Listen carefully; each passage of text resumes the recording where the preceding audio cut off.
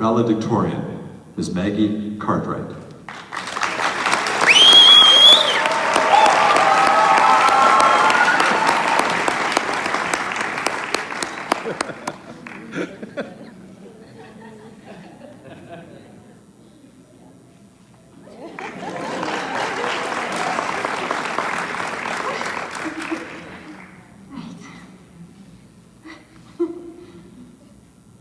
Good evening, teachers, staff, family, and friends.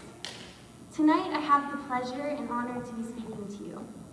I have to admit, writing this speech was one of the most difficult things I've ever done, even though it's something I've dreamed of for so long. I'm very grateful for this opportunity, and I hope that in the end, listening to me will have been worth your time. I would like to begin, first and foremost, by giving all the glory to God. He's the sole reason I'm here, and I hope that in a few years' time, I can look back and say that I've done everything in my ability to glorify His name. To the administration, I would like to thank Ms. Pineda, Mr. Schneider, Ms. Bonnie, and everyone else behind the scenes. Although I've pestered you constantly at the beginning and end of every year I've attended this school, you've still tried and succeeded to help me receive an optimal education, and I'm very thankful for everything you guys have done for me. Now to acknowledge the teachers. I would like to recognize someone very important to our entire class, Ms. Smith, who many of you know is currently in her last stage of life. She has been one of the backbone teachers of Marion Baker for so many years, and a very important teacher for me. She was the one who first taught me how to properly study and how to be bold in every situation, and tonight I want to honor her.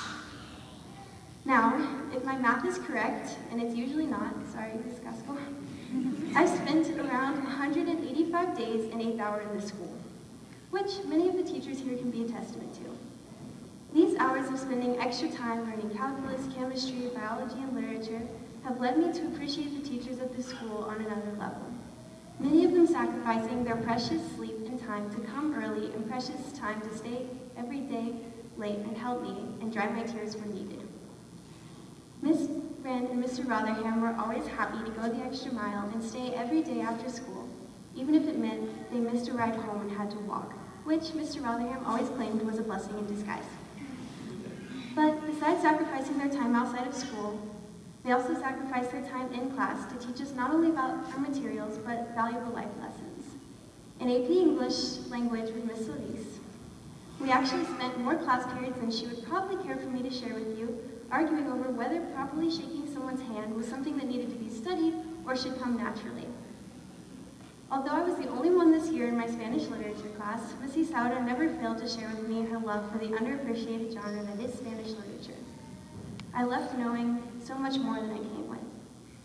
Ms. Casco once sacrificed an entire calculus period at the beginning of this year to allow us to talk about the overwhelming stress we were all experiencing, and then brought us candy the next day because she was so worried about us. Ms. Perdue never failed to offer me a cup of coffee when she noticed I was struggling to stay awake throughout the day. The first day of our Latin American history class, Mr. Freddy took the time to not only learn each of our names beforehand, but to also inform us that he had been collecting notes on us and knew more about us than we thought he did. Ms. Doda constantly encourages us not only to improve our photography skills, but also to aim to be positive and happy about each day. And I have her to blame for my love of taking pictures, which is something I know I will be using throughout my life. Although Ms. Wren never would have sacrificed precious time in class when we could have been prepping for the AP exam, she still managed to make us laugh while we simultaneously cried about intermolecular forces. I'm leaving this school not only with a small portion of all of these teachers' knowledge, but also an example to look up to of true kindness, compassion, sacrifice, and excellence. To my Bible study. I thought it would be wrong to have an opportunity to speak and not mention the group of people that keep me going from Thursday to Thursday. I know most of you come to my house for the free food, but thank you all for taking a chance and coming to my house to learn more about my greatest passion. I love squishing all 20 of us into our 2 cars and the Gallagher's van every week. Although it took me a good while to learn how to talk to a group of people, most of you stuck it out, and I appreciate that so much. I loved our game nights, our Chudoku tournaments, which I always win, of course. I loved being able to learn from the great Jackie Chan and Tim Tebow with you guys, and I loved being able to learn from our time together. To my friends, since I've moved my entire friendship looks a little different for me than it does for most people. But the people I've found here are the ones that I know I was destined to grow up with for the past few years. We have gone through so many things together and had so many good memories. Most of them happened at the beach, of course. Only last week did we all get together to watch the Harry Potter movies for 24 hours straight in a pillow fort which my mom still claims she never signed up for. I've learned so much from you guys, and almost as much as I have from classes here. I will never forget our countless arguments about everything, from the meaning of ethics, to whether green beans are actually beans, to whether markers were a proper tool to color with. I know our time together is not yet over, and I hope to keep a piece of all of you with me for the rest of my life.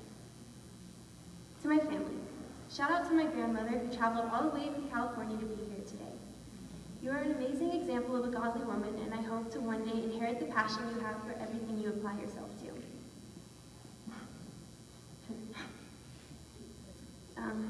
Dad, it's a little dusty up here. Thank you for teaching me so many random things about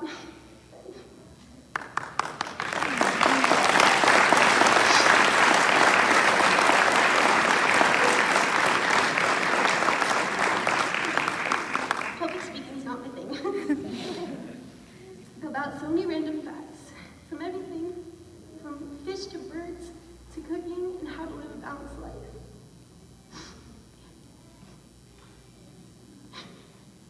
Sorry. I hope to one day be able to lead people in the way you do, fearlessly and without regard for yourself, always thinking about the end goal. Mom, thank you because you're the only reason I'm still standing here today. Because even when I came home every day to announce that I was dropping out of high school, you were the one who reminded me that I've worked too hard and paid too much to make it this far and quit. And Mom, thank you for being my sister and my best friend. I never could have asked for a better partner to travel the world with, and someone who I could count on in every situation. You have far surpassed me in every category, and I'm so proud of the woman you're becoming.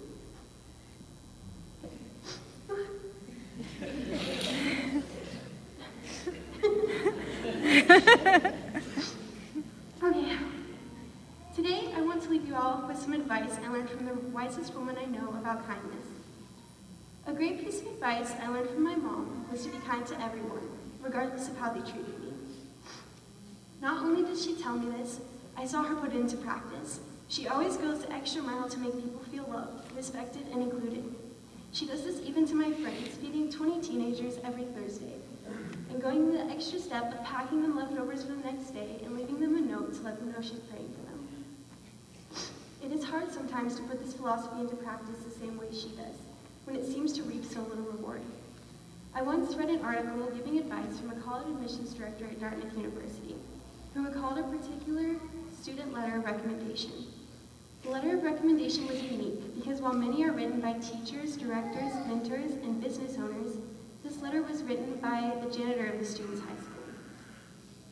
The recommendation said, "This young man was the only person in the school who knew the names of every member of the janitorial staff.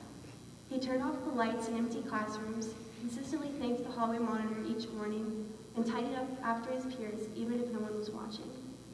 This student, the custodian wrote, had a refreshing respect for every person at the school, regardless of position, popularity, or clout. This student didn't choose the principal, the AP teacher, or the director of the school. He chose someone who many overlooked. How interesting that Dartmouth valued the janitor's opinion to accept the applicant based on how kind and intentional he was. There's one trait that is irresistible as it is difficult to discern from a college application, which is kindness. Now I know that college applications are no longer relevant for most of us, but I do know that there's something really important we can take from this, that Dartmouth sees kindness as being key. And if it's good enough for the Ivy Leagues, I can say it's good enough for me. Many people neglect kindness as an important quality in life, because kindness cannot often be measured and recognized. It is often overlooked, but at the heart of being kind is selflessness, realizing that while being kind, you may not be given credit, but that you impact people in small ways through your words and actions. Another piece of advice that I learned from my mom I want to share with you is about success. Success looks different to every person, but to me success can best be defined in her words. She always says, just try your best, and no matter what the outcome, I will always be proud.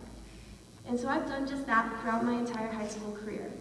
Studying for hours on tests only to barely pass, staying every day after school to study chemistry only to fail the AP exam, joining every single sport MBS offers only to realize that it's not exactly my gifting, and attempting over and over again to feel like I belong, and oftentimes feeling out of place. And regardless, I came out feeling successful, because even if I did not always accomplish what I set out to do, I tried my best, I learned, and I moved forward. And plus, knowing that my parents were proud always kept me going. They pushed me while simultaneously encouraging me, and now here I am. Not all of us have someone to push them like my parents pushed me.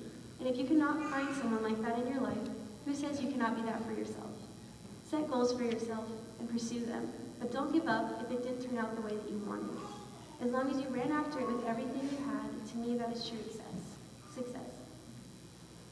To the graduating class of 2019, the last thing I want to leave you with today is that I hope you're leaving with excitement for the future that's now right at our doorstep. I know it may seem sad that this chapter of our lives is over, especially for those of you who this is all you've ever known.